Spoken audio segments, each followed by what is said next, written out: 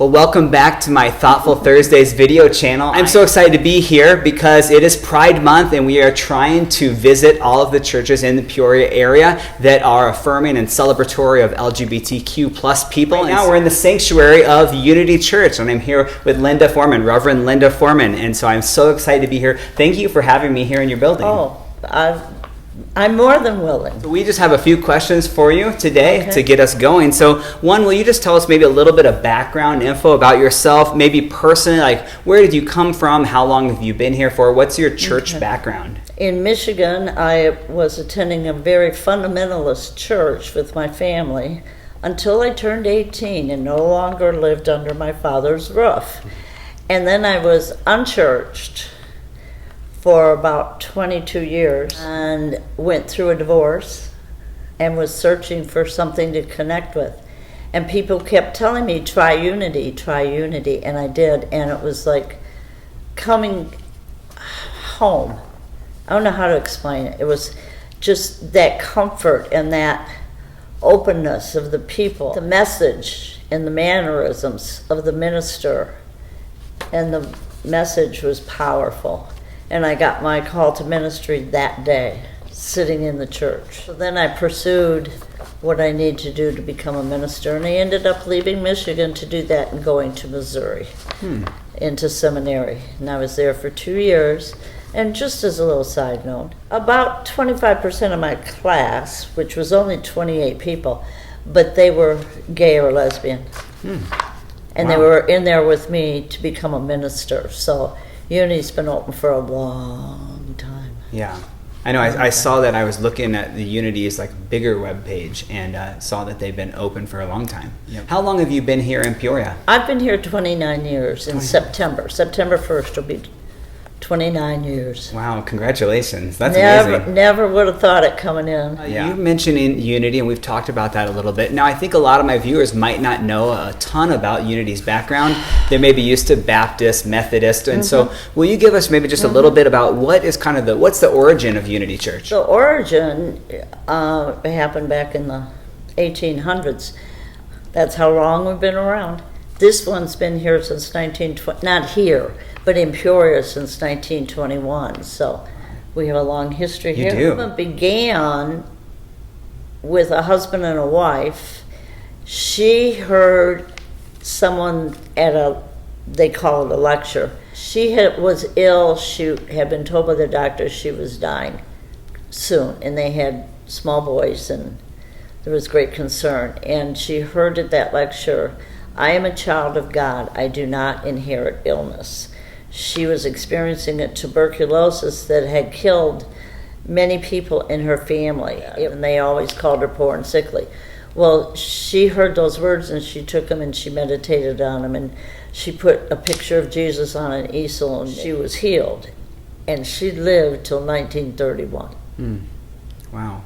So that was kind of the origin story. That's where it came from. Yep. Then husband said, okay, you know how men are. I have to prove this. He was more scientific. Yep. He couldn't just take it and use it. He wanted to prove it. And so he experienced some healings, which we don't need to go into today.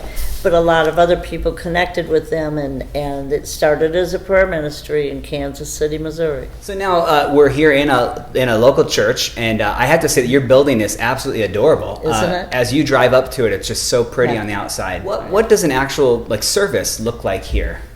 Oh, about 10, 20 or so. We just have music, prelude. No singing then. Typically, pre-COVID, we would have congregational singing where we have happy songs. Yeah.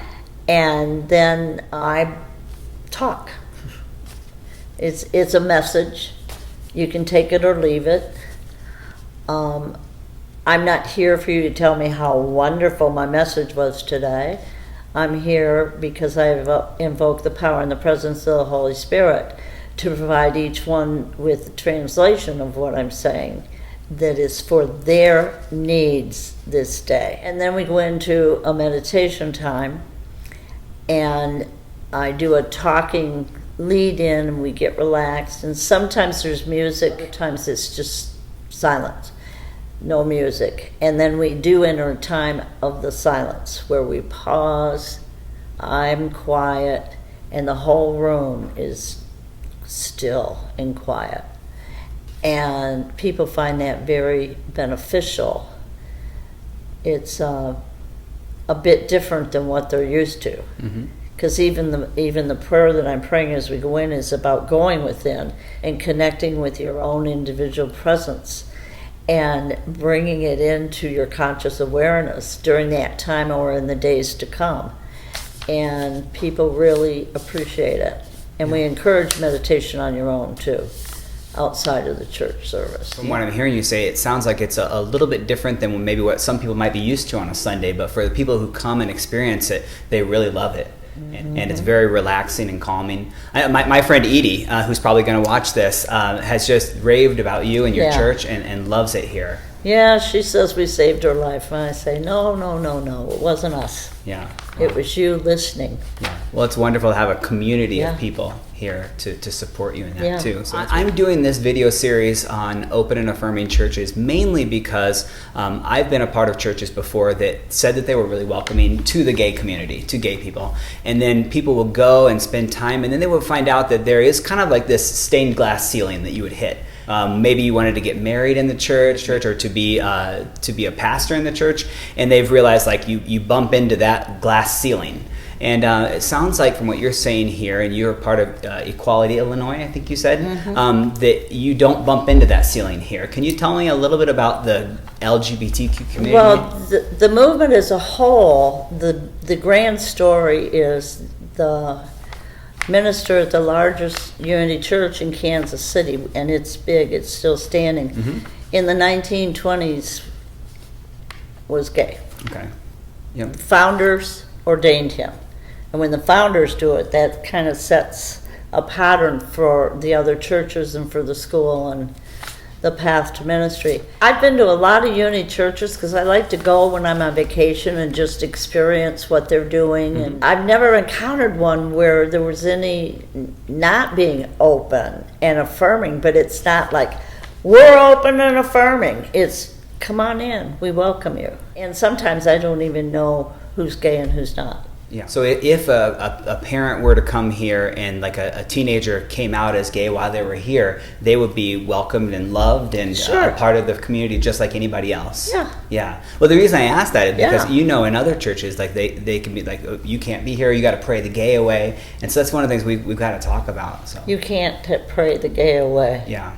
Yeah. That's a lie. Yeah. Amen.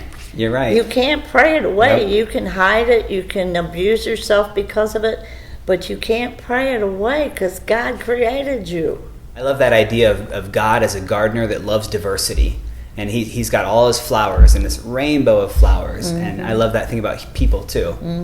That's neat. I love that about you and about your congregation now. Yeah. As far as the church, we've had at 6-member board, we've had at least one time there was 3 that were gay on the board.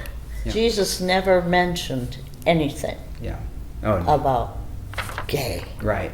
He also chastised those who, in their own self-righteousness, attacked people who were different. Yep. People who were out of the societal system. In the movement as a whole, you can move all the way up in the organization. I've watched them. They've been there. I've seen them. Yep. That's part of the reason why I'm doing this is because I don't think that people know that there's a church right here in this community. You're right in the middle of a neighborhood that is open and affirming. So for a long time. Yeah. Yep. Actually, we're open and affirming for everyone. Yeah. The women who got the first marriage license in Peoria, I got to do their wedding. Did you really? I've been doing spiritual unions for years. So now we get to say marriage. Yeah, now we get to say marriage. Before we couldn't really call it a marriage. It was a spiritual union if they were comfortable with that. Yep. And it just saddens me because some of them were together as a couple but not able to have it legalized longer than my first marriage lasts. And these 2 had been together since, I don't know, high school. Yeah. And they were up in years. Yeah. Wow. Oh, it was such a joy. That's amazing. I didn't know that about you, so that's fascinating to hear. And I bet you none of the people that are watching this know that either. That's cool. I appreciate that. I feel like I'm sitting next to someone who's done great, amazing things. Yeah. Second or third funeral that I did here. Mm-hmm. And it was a man who had lived through AIDS. He had so many complications and problems. This was like in the early 90s that he eventually did succumb. But he used to come here all the time. He was one of our super volunteers. Yeah. He was a great guy. He was allowed to participate in a lot of things here. Yeah. Whatever he chose. Yeah. Whereas in a lot of other places he would have been stigmatized. Yep. And I did that funeral with the Catholic priest. The Catholic priest gave the family all the rituals and all the things that they needed, and I talked about the loving kindness of Jesus and including people, and the folks at our church really appreciated David in their lives. You think about AIDS, that was the big hot, terrifying thing. Yeah, my brother is HIV positive. But the medicine today is so good. Oh, yeah. One of my interviews I did was with a guy named Derek Kimmler, who's a part of the Central Illinois Friends, and they're trying to get I was part of that. Oh, really? I love that you were part of that. Talking with him is just like life-giving. I've been doing this with the other people I've been interviewing. Just tell me something maybe that's completely random and unexpected about you. Something maybe fun. Unexpected is people perceive me as being very outgoing and extroverted. And I'm not. I'm an introvert who, to enable myself to step into ministry, has to be out there. But the way I recharge my batteries is not with other people. Mm-hmm. Yeah. I need my alone time, my downtime, maybe one or two friends, but most people are really surprised by that. Yeah. So now, if people are watching this and maybe they want to come visit with you guys or worship with you on a Sunday, I'm assuming it's a Sunday. Yes. When do you guys meet? What times do you meet? What time should they be here? Do you have a culture of being here early? Oh, we've got a culture of being here when you get here. Okay. Yep. Service is at 10:30. We have people who come at 10, and we have others that come at whatever. As long as they get in the door before it's over. Yeah. You just come on in, whatever door you want to come in, and you'll be greeted, I'm sure. Caution, uni people are great for hugging. They'll hug anybody who comes through the door. So you might want to say, I don't want to be hugged. Yeah, you could. Yeah, not today. Not today. I guarantee you'll grow into the hug, and you'll be running around the room hugging everybody else too. Yeah. Because it's just that heart connection when you do that. Absolutely. I'm a big hugger. We've missed it in COVID. Oh. So 10:30 they actually start then. Yes. And then where are you located? We are at 3127 North Avalon Place. Avalon Place runs off of West Forest Hill between Sheridan and University. And we're on the north side of Forest Hill. If you know where St. Phil's is, you've probably driven by us and you don't even know we're here. I didn't know you were here until I started looking into it. And then when I saw the pictures of your building and I drove by your building, you want to come just check it out just to see the building, even if you just love architecture, and then come stay for a service. We did a renovation type thing to make the building handicap accessible because we were excluding people, especially the people who were not only our own who were coming for church service on Sunday, but people who were coming from wedding and funeral couldn't get in without numerous stairs. Yeah. If inside or outside.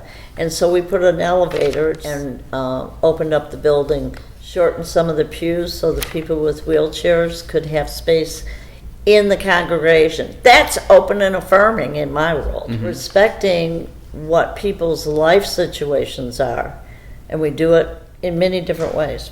Yeah. Well, thank you again so much for letting me be here. Excited to be able to do this and to be able to talk with you and to be able to talk to probably a personal hero of mine now, knowing that you're the first person in Peoria that got to officiate a marriage. Well, I officiated the wedding of the people who were the first ones to get the license. Somebody might have jumped the gun. First one, but they were on TV and Yeah. interviewed, and That's so cool. And we'll be back here, same time, same place next week with another installment of our Thoughtful Thursdays. Thanks for watching as always.